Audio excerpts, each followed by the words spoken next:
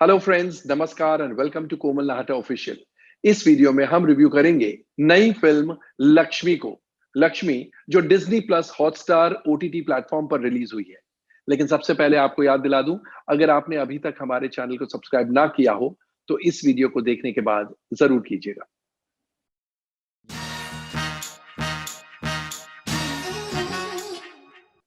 दोस्तों, लक्ष्मी तमिल फिल्म कांचना का रीमेक है। ये एक हॉरर कॉमेडी है। इसमें आसिफ और रश्मि यानी अक्षय कुमार और कियारा आडवाणी हस्बैंड वाइफ है। जाहिर सी बात है, आसिफ मुसलमान है और रश्मि हिंदू है। रश्मि के पिताजी सचिन, दैट इज राजेश शर्मा, बहुत नाराज है रश्मि से क्योंकि उन्होंने भाग के शादी की थी। यहां तक कि वो रश्मि को अभी भी सालों बाद भी माफ नहीं कर पाए हैं। रश्मि की मम्मी है रत्ना, प्लेड बाय आयशा रजा मिश्रा। रश्मि के एक भैया भी है दीपक, दैट इज मनु ऋषि चड्डा, और उनकी पत्नी है अश्विनी, दैट इज अश्विनी कालसेकर। अब आसिफ भूत प्रेत में यकीन नहीं करते हैं। इनफैक्ट आसिफ का काम है लोगों को भूत प्रेत के अंधविश्वास से बचाने का। एक दिन रश्मि की मम्मी रश्मि और आसिफ को आमंत्रित करती है उनके वेडिंग एनिवर्सरी के लिए और कहती है कि मैं रश्मि से कहती है कि मैं पापा को मना दूंगी। तो रश्मि और आसिफ वहां पहुंच जाते हैं और नेचुरली उनके पापा बहुत नाराज है, आसिफ से बात तक नहीं करना चाहते हैं। लेकिन एक सॉफ्ट कॉर्नर डेवलप हो जाता है। बट उसके बाद वापस कुछ ऐसी घटना घटती है कि आसिफ चूड़ियां पहन लेता है, साड़ी पहन लेता है और औरत की तरह बिहेव करता है। ऐसी क्या बात हुई कि आसिफ औरत बनने पर मजबूर हो गया। फिर जैसे कहानी आगे बढ़ती है, एक किन्नर की कहानी भी सामने आती है। वो किन्नर है लक्ष्मी, प्लेड बाय शरद केलकर। और इससे ज्यादा हम कहानी नहीं बताएंगे, लेकिन इतना जरूर कहेंगे कि सेकेंड हाफ का लैटर पोर्शन किन्नरों के बारे में है एंड कैसे आसिफ किन्नरों की सहायता करता है, ये बताया गया है। तो सारांश में ये कहानी है, जैसा हमने कहा, ये तमिल फिल्म कांचना का रीमेक है, इसलिए कहानी वही है। कहानी को लिखा है राघव लॉरेंस ने, स्क्रीन पे लिखा है राघव लॉरेंस, स्पर्श खेतरपाल और ताशा भामरा ने, and adapted screen play is by Farhad Samji. तो सबसे पहले तो कहानी की बात करते हैं। कहानी बहुत डिसजॉइंटेड सी लगती है। सडनली एक चीज चल रही है, कुछ नई चीज शुरू हो जाती है, पता नहीं पड़ता है कि क्यों शुरू हुई है। एंड बहुत सारे ट्रैक्स हैं एंड काफी ट्रैक्स का कोई मतलब ही नहीं। फॉर इंस्टेंस, हिंदू मुस्लिम की शादी है, क्यों दिखाया है? अगर दोनों मुसलमान होते या दोनों हिंदू होते तो भी चलता। सिमिलरली आसिफ और रश्मि का एक गोद लिया हुआ बेटा है। वो एक्चुअली आसिफ के बड़े भैया का बेटा है और उस बच्चे के माँ बाप मर चुके हैं। अब इसका रेलेवेंस क्या है in the scheme of things, पता नहीं चलता है। रश्मि के पिताजी आसिफ से नाराज है, इसलिए बात नहीं करते हैं, उनसे मिलते नहीं हैं, बात करना नहीं चाहते हैं मिलने के बाद भी। ये ट्रैक भी अगर नहीं होता तो चलता। कहने का मतलब है जानबूझकर ट्रैक्स घुसाए गए हैं। ये कोशिश है राइटर्स और डायरेक्टर की कि इतने सारे ट्रैक्स हैं और हमने इतनी कॉम्प्लेक्स स्टोरी बनाई है, लेकिन उन ट्रैक्स का कोई मतलब ही नहीं, क्योंकि in the final scheme of things उनका कोई रेलेवेंस ही नजर नहीं आता है। तब ऑडियंस को ऐसे लगता है कि सिर्फ एक कॉम्प्लेक्स स्टोरी और इतने सारे ट्रैक्स बताने के लिए लिखे गए हैं, बाकी रेलेवेंस कुछ नहीं है। तो ये एक बहुत अच्छी फीलिंग नहीं है। सिर्फ ये खामी नहीं है स्क्रीन प्ले की। स्क्रीन प्ले हैपहैज़र्ड तो है ही। दो बातें स्क्रीन प्ले में होनी जरूरी थी, क्योंकि ये एक हॉरर कॉमेडी है। एक तो हॉरर खास नहीं है, डराने वाला हॉरर नहीं है, कॉमेडी है, लेकिन आपको हार्डली हंसी आती है और इसलिए आप इरिटेट हो जाते हैं, क्योंकि आप देख सकते हैं concerted effort to make the audience laugh. बहुत कोशिश की गई है कि ऑडियंस कैसे भी हंसे, और जब कोशिश नजर आती है लेकिन हंसी नहीं आती है तो आप बहुत ज्यादा इरिटेट हो जाते हैं।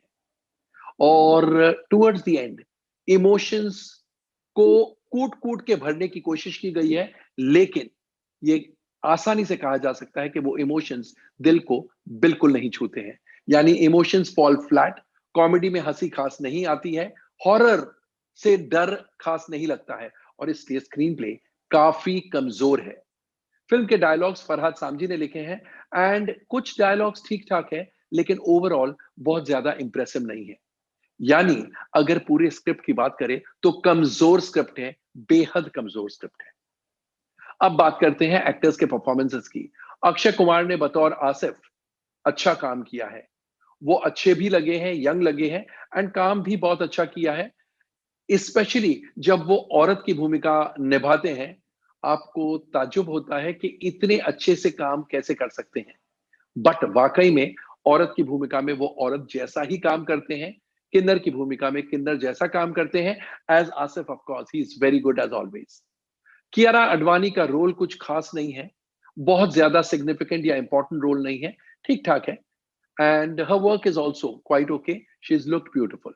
शरद केलकर जो लक्ष्मी की भूमिका निभा रहे हैं यानी टाइटल रोल प्ले कर रहे हैं, वो सेकंड हाफ में नज़र आते हैं और उन्होंने काम अच्छा किया है। राजेश शर्मा यानी रश्मि के पिताजी सचिन की भूमिका में सो-सो है। आयशा रज़ा मिश्रा यानी रत्ना बनी है रश्मि की मम्मी। She is done reasonably well लेकिन कॉमेडी में कई जगह पर ऐसे लगता है she is going overboard and वो उनकी गलती नहीं है बिकॉज़ वो एक बहुत अच्छी कलाकारा है, लेकिन the scenes are so poor कि आपको तरस आता है।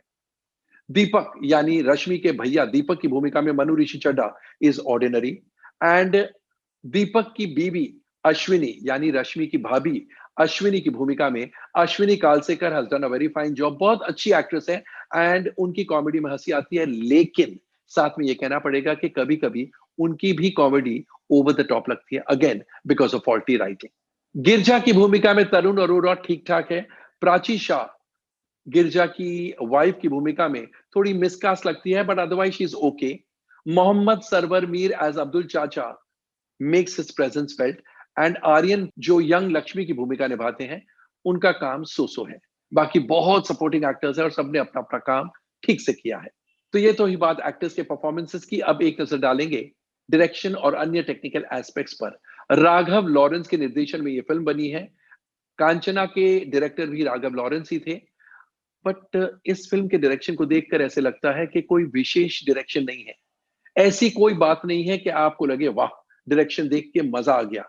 Neither in presentation nor in narration of the script.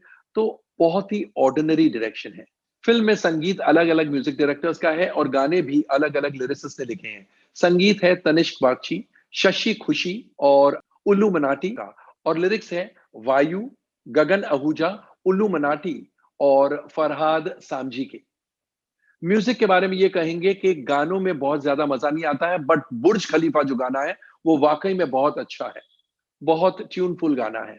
Lyrics are okay and गानों के पिक्चराइजेशन के बारे में हम जरूर ये कहेंगे कि बुर्ज खलीफा का पिक्चराइजेशन बहुत ही बढ़िया है एंड बाकी गानों का पिक्चराइजेशन भी उनके ट्यून से डेफिनेटली ज्यादा बेहतर है। एंड गानों की कोरियोग्राफी की है गणेश आचार्य और बॉस्को सीजर ने।